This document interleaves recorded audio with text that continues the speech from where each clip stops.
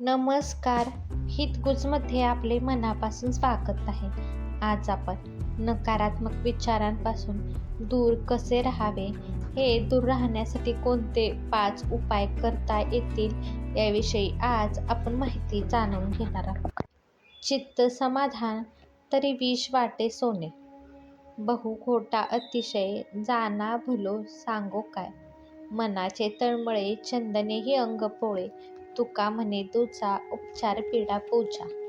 या अभंगात तुकाराम महाराज म्हणतात, ज्याच्या मनात समाधान आहे त्याला वाईट प्रसंग सोन्यासारखे वाटतात.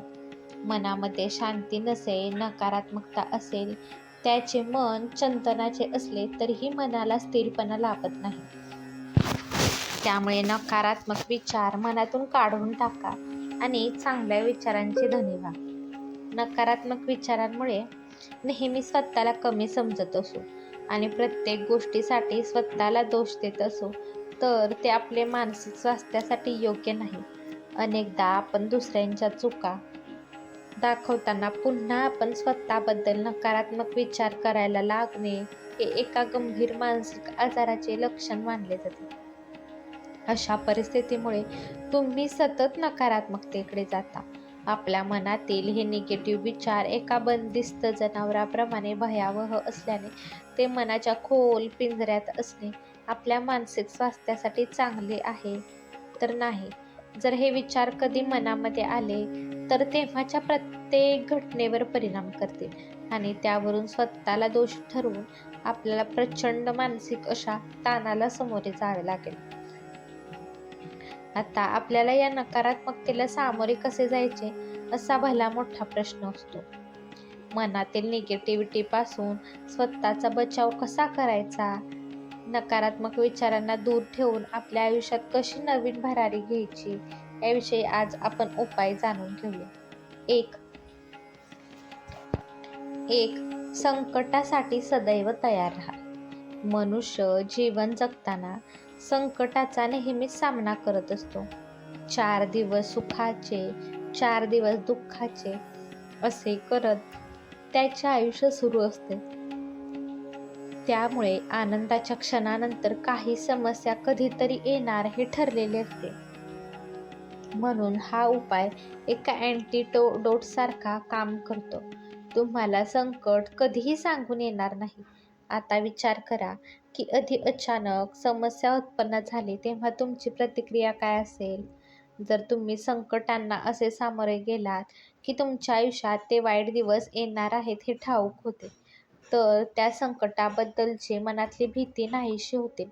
तुम्ही सतत आनंदी राहिला, स्वतःला मी आनंदी आहे असे बजावत राहिला तर मग कितीही संकटे आली तरी तुम्हाला कधीही भीती वाटणार नाही, कारण तुम्ही आव्हानासाठी तयार व्हाल. 2. दृष्टिकोन बदला, जग बदलेल. लोकांच्या मते आपण ज्या वातावरणाचा भाग आहोत, ज्या परिस्थितीमध्ये आहोत त्यात समाधानी राहिलो तर कधीही प्रगती करू शकणार नाही. या उलट आपल्या परिस्थितीची जाण असणे आणि त्यासोबत त्याबद्दल समाधानी असणे आपल्याला पूर्णत्व बहाल करते. आपल्या स्वतःबाबतच्या आणि आपल्या सभोवतालच्या परिसराशी जुळवून घेऊन आपला दृष्टिकोन बदलायला हवा.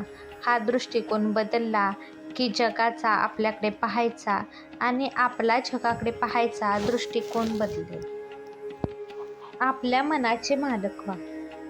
कधी तुमच्यासोबत कोणी वाईट वर्तन केले आहे, भांडण, स्वतःची चूक तुमच्यावर टाकणे असे काही मानसिक गैरवर्तन करून त्रास दिला आहे का?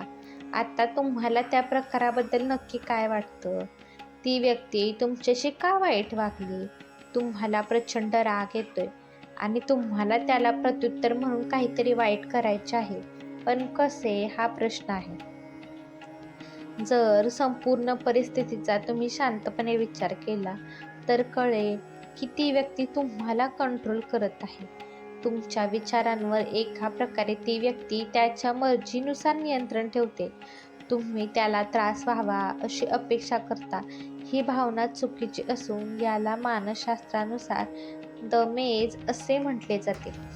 या भावनेमुळे तुम्ही सतत त्या व्यक्तीबद्दल विचार करत राहाल. तुमच्या मनामध्ये त्याच्या संबंधित विचार येत राहतील आणि त्यात भर म्हणजे हे विचार नकारात्मक आणि टोकाचे असू शकतात.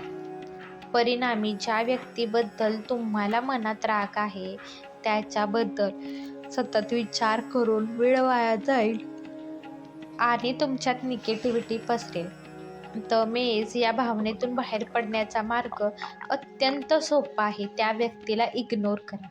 त्याच्याकडे लक्ष देऊन वेळच वाया घालवू नका. तुम्हालाही त्या व्यक्तीशिवायही अनेक महत्त्वाची कामे असतील, त्याकडे लक्ष द्या.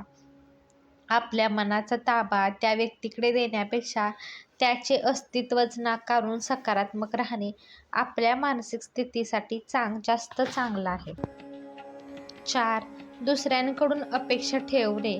अपेक्षाभंग होऊ शकतो. एखाद्या माणसाला प्रत्येक गोष्ट मनासारखी हवी असते. जगाने त्याच्या मनासारखं राहावं, त्याच्या मर्जीसारखं जगावं अशी पोकळ अपेक्षा मनात ठेवून काही लोक जगत असतात. परिणामी मोठा अपेक्षाभंग होतो.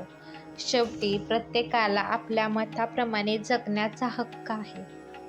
अप्रत्यक्ष संकटामुळे माणसाला राग येतो, अनेकदा नैराश्य येते. म्हणूनच कोणाकडे अपेक्षा ठेवू नका. कोणी स्पेशल ट्रीटमेंट देईल अशी आशा लावू नका. अपेक्षा न ठेवता राहिलो की अपेक्षाभंगाचा त्रास होणार नाही. 5. छोट्या गोष्टींमधला आनंद उपभोगायला शिका. अनेकदा आपण करत असलेल्या गोष्टी ह्या आपल्यासाठी फार नवीन असतात. या गोष्टी आपण कधी केलेल्या नसू शकतात. या स्थितीला इनर इंटेन्सिटी असे म्हणतात. नव्या गोष्टी करताना स्वतःला कॉम्प्लिमेंट द्या. पूर्वी न केलेल्या कामांमध्ये मन रमवणे, ते काम पूर्ण करणे याला मानसिक धाडस लागते. त्या कामामध्ये तुम्ही पहिल्या प्रयत्नांमध्ये यशस्वी झाला नाहीत तरी तुम्ही सुरुवात केली हेच महत्त्वाचे आहे. हा व्हिडिओ तुम्हाला आवडला असेल तर व्हिडिओला लाईक करा, शेअर करा आणि चॅनलला सबस्क्राईब करा. भेटूयात पुन्हा अशाच एका छानशा व्हिडिओ सोबत. तोपर्यंत मस्त राहा आणि आनंदी राहा.